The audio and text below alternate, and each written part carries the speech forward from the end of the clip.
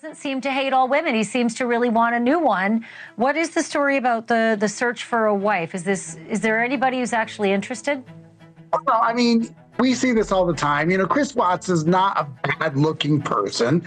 And, there's always going to be somebody who's interested in him. And so there are women that write to him and he writes back. He's actually very good at corresponding.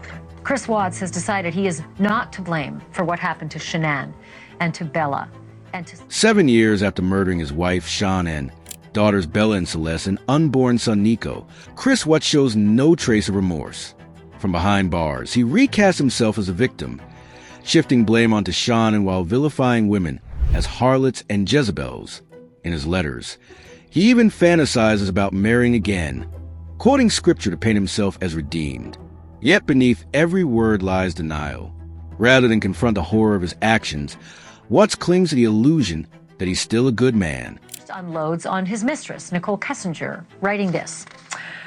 I was misled. I was tempted by a harlot.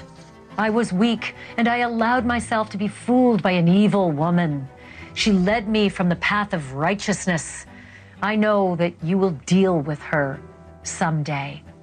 She will be judged. You know my heart, Lord. I am a man after your heart. I seek your face. I allowed her to sway me. In his prison letters, Chris Watts paints Nicole Kessinger as a temptress, but she was far from an unsuspecting stranger. She was a co-worker and an active, willing partner in their affair. She searched Shanann online, looked up wedding dresses, and imagined a shared future with him. Even though she wasn't present the night of the murders, her role was indirect but real. Still, Watts rewrites reality, twisting his calculated brutality into a tale of temptation, a convenient lie designed to dodge the crushing truth of responsibility for his crimes. And of course, he blames his pregnant wife for being domineering and self-absorbed, suggesting that she caused her own death. I think I just threw up in my mouth. Hey guys, good morning, or I know for Colorado people it's good morning, good afternoon for everybody else. I wanted to come here live because today is the big day. Our cocktail party is tonight, where Product X is going to be released. We're super excited. We're heading to the pool right now, and then we have a massage today paid for by Lavelle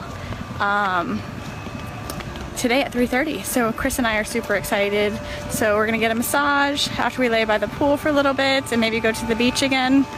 And then we're going to go to the cocktail party. And we will be live there tonight. My daddy is a hero. He helps me grow up strong. He helped me snuggle too. He reads me books. He ties my shoes. If you're a hero, blue and blue, my daddy, I love you. Chris Watts' prison letters commit a second act of violence, blaming Shanann for the murders he coldly planned and executed. In his warped narrative, her devotion becomes a flaw, her love twisted into the very excuse for his brutality. By reshaping the truth, he shelters himself from guilt while smearing the memory of the woman whose life he stole. Shanann's existence was marked by love and care, yet his words cut anew, killing her memory as cruelly as he ended her life. Chris Watts has decided he is not to blame for what happened to Shanann and to Bella and to Celeste and his unborn son. Nope. The women in his life are to blame. The Daily Mail just got its hands on some letters written by Watts at the Dodge Correctional Institute. That is a maximum security prison in central Wisconsin, where he was sent, and he has been there for the last 6 years. The letters show a man determined to find anyone but himself responsible for his diabolical behavior. But Watts doesn't stop with Nicole Kessinger. No. He unloads on other women too, mostly unnamed women, calling them harlots and Jezebels and whores. What is weird is that he doesn't seem to have it in for all women, because plenty of his letters are addressed to female pen pals. And get this, he seems to be looking for a new wife. Chris Watts' prison letters drip with contempt, branding women as harlots and Jezebels. Yet his actions betray a different hunger. He eagerly seeks female pen pals, quoting scripture and fantasizing about marriage, cloaking himself in the language of redemption. Behind the pious words lies a desperate man, not seeking forgiveness but reinvention. His writings expose hypocrisy at its core, a convicted murderer attempting to pose as righteous, while every line he pens only deepens the evidence of his denial, manipulation, and hollow need to control the narrative. Sometimes talk about himself and be like, I'm misunderstood, and I was a good father, I was a good person until something happened, but I'm still a good person. So, it's interesting what he'll say to these women. And, a lot of these women, they do fall for it. They do think, well, maybe he's changed. Maybe he's a better person than I thought he was. Chris Watts writes, "Things happen, but I am still a good man." In 2 words, he reduces the deliberate murders of his pregnant wife Sean and daughters Bella and Celeste into something accidental, stripping them of intent and cruelty. This is not an admission or remorse. It is deflection. His words reveal deep narcissism and denial, an attempt to rewrite reality and shield his fragile self-image. By insisting he is good, Watts erases a horror of his crimes, refusing to face the unchangeable truth. He is defined by murder forever. He addressed his letters to God, zip code unknown. And of course, a lot of the times he's just talking about, it's a lot of spiritual stuff that he talks about, a lot of Christianity, a lot of God. Chris Watts' prison letters read less like confessions and more like carefully crafted sermons. He fills them with scripture, presenting himself as a man after God's heart while condemning women as harlots and temptresses. In this self-made gospel, he paints himself not as a murderer, but as a persecuted soul brought low by temptation. Yet the holy tone is nothing more than a disguise. Beneath the verses and piety, his words carry the same refrain. It was never his fault, only another attempt to rewrite his guilt and escape responsibility. Words to adequately describe the unimaginable tragedy that brings us before this court today. By my comments, I'm not even going to try to express the horror, the pain, or the suffering that the defendant has caused to these families, to this community, and to all who were a part of this investigation. However, I do want to spend a few minutes sharing with the court the details of the crime, as so far you've only had an opportunity to review the affidavit and a few facts here and there that have been offered to the court in the motions and pleadings that have been filed. The questions that have screamed out to anyone who will listen since August 13th of 2018 are why and how? Why did this have to happen? How could a seemingly normal husband and father annihilate his entire family? For what? These are the questions that only one individual in this courtroom or on this planet knows the answers to. And the evidence tells us this. The defendant coldly and deliberately ended 4 lives. Not in a fit of rage, not by way of accident, but in a calculated and sickening manner. Shanann was 34 years old. She had married the defendant in November of 2012. Over the weekend leading up to August 13th, she had been at a work conference in Phoenix, Arizona, and returned home in the early morning hours of August 13th. We know that she got home about 1:45 in the morning. The doorbell camera on their home shows her arriving back home from the airport. Shortly thereafter, at least according to the defendant, they had what he referred to as an emotional conversation about the state of their marriage and about what their lives would look like going forward. What was said during that emotional conversation? We know that he slowly took her life the morning of August 13th. We know that this was not done in an uncontrolled, vengeful manner that he tried to describe to agents from CBI and the FBI. If that were the case, you would expect to see vicious, horrible bruising about her neck, shoulders, and face. You would expect to see the hyoid bone in her neck broken. You would expect to see some kind of defensive wounds on his body as she struggled and fought for her own life. None of those are present. The only injuries that were on Shanann's body were one set of finger or bruising, what appeared to be fingernail or finger mark bruising to the right side of her neck.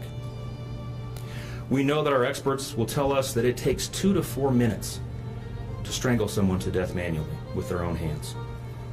The horror that she felt as the man that she loved wrapped his hands around her throat and choked the life out of her must have been unimaginable. Even worse, what must Bella, age 4, and Celeste, age 3, must have experienced or thought as their father, the one man on this planet who was supposed to nurture and protect them, was snuffing out their lives. They both died from smothering. Let me say that again. The man seated to my right smothered his daughters. Why?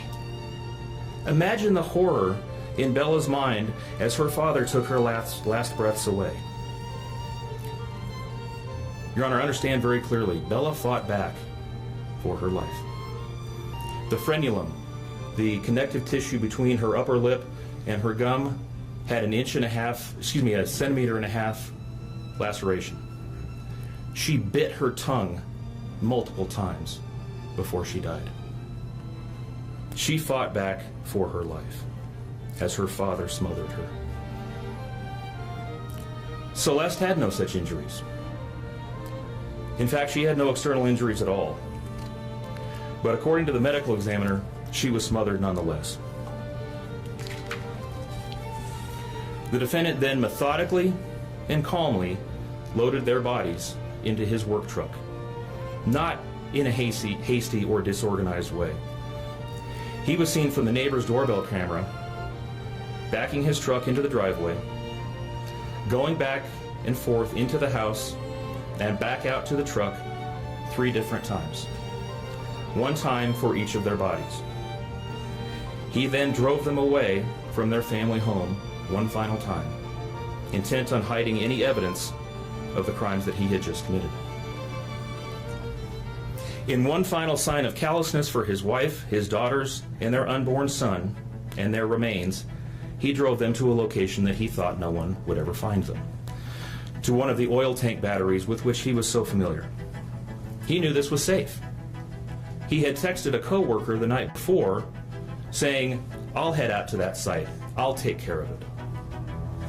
He had carefully ensured that he would be alone in the middle of the plains to secrete away the remains of his family in a place that he hoped they would never be found. In one final measure of disrespect for the family he once had, he ensured that they would not be together, even in death, or so he thought. He disposed of them in different locations. He buried Shanann and Nico in a shallow grave away from the oil tanks. Bella and Celeste were thrown away in the oil tanks at this facility. Different tanks, so these little girls wouldn't be together in death. Imagine this, Your Honor. This defendant took those little girls and put them through a hatch at the top of an oil tank, 8 inches in diameter. Bella had scratches on her left buttocks from being shoved through this hole. A tuft of blonde hair was found on the edge of one of these hatches. The defendant told investigators that Bella's tank seemed emptier than CC's because of the sound that the splashes made. These were his daughters. Significantly, when his co-workers arrived at the tank battery later that morning, to a person, they all described him as acting completely normally. It was a normal workday, even while his daughters sank in the oil and water not far away from him. And then his efforts at deception truly began. We've all seen the emotionless interviews that the defendant gives to the local media asking for help in locating his family. We watched as he claimed that the house was empty without them, and that he hoped that they were somewhere safe, and that he just wanted them to come home. He told investigators that they were at home sleeping when he left for work that morning, and that Shanann had told him that she was taking the girls to a friend's house for the day. Chris Watts is serving life in prison, but his punishment hasn't silenced him. It's given him a pen. His letters aren't confessions, but blueprints of denial, shifting blame to his mistress, to God, to women, while insisting he's still good. He cloaks murder in scripture, hides behind excuses, and rewrites himself as a victim. But no words can erase the oil field where he buried his family, or the truth of the daughters who never woke again. Today, Watts murders not just lives, but the truth, one letter at a time. So I leave you with this. Can his writings be considered the final act of violence against Sean N., Bella, Celeste, and Nico?